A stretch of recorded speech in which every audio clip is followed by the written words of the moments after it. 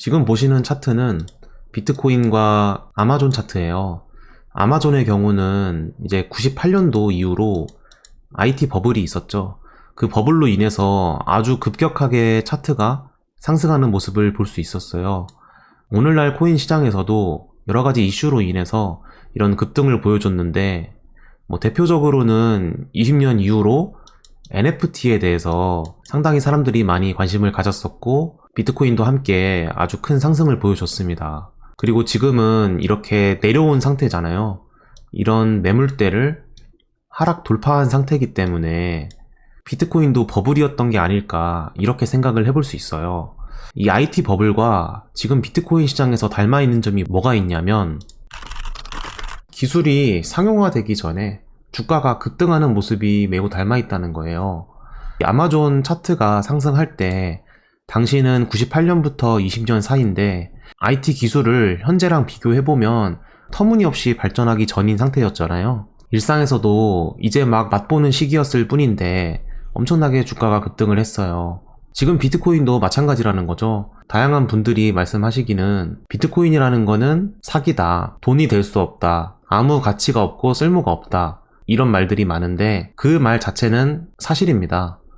정말로 우리가 비트코인이나 이더리움을 사는 이유는 이 가격이 오르길 바라는 마음에 살 뿐이지, 이 자체가 우리 일상에 들어와서 상용화되어 있진 않아요. 그런 점이 IT 버블과 상당히 닮아 있는 점이 있습니다.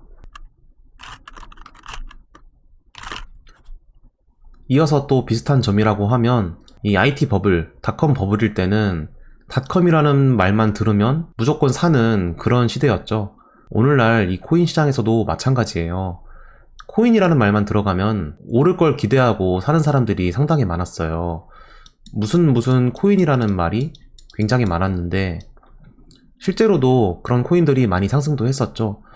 그런 점도 상당히 비슷합니다. 세 번째로는 아마존 차트랑 비트코인 차트에 대한 얘기인데, 이 차트로 우리는 심리를 예측할 수 있습니다. 그래서 우리가 차트를 보는 건데, 비트코인 차트와 아마존 차트거든요. 지금 보시면은 몇 가지 특징을 발견할 수 있어요.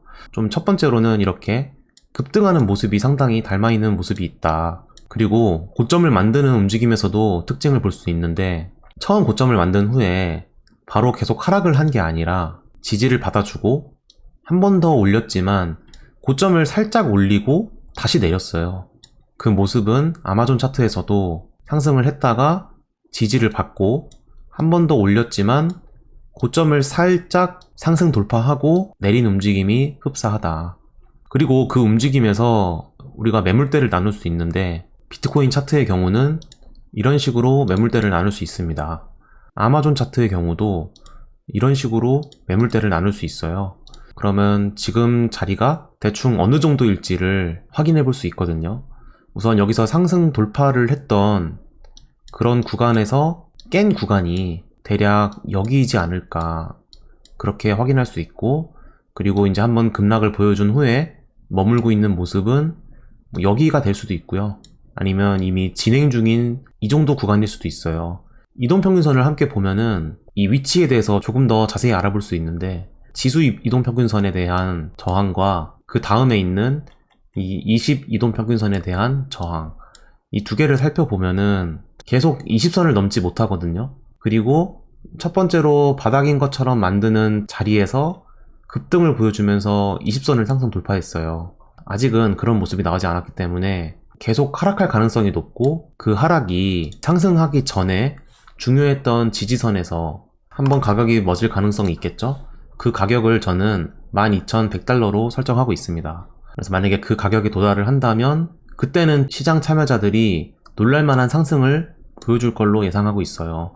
그러면은 이런 상승이 되겠죠. 20선을 상승 돌파하는 그런 상승이 나오지 않을까. 그 상승은 물론 지금 가격까지 돌아올 수도 있고, 이 가격이 저항으로 작용한다면 그럼 대략 17,000달러 정도에서 멈추겠죠. 그리고 다시 한번 하락을 할 때 저점을 낮출 때가 되는데, 그 다음 저점은 10,000달러로 저는 생각을 하고 있습니다.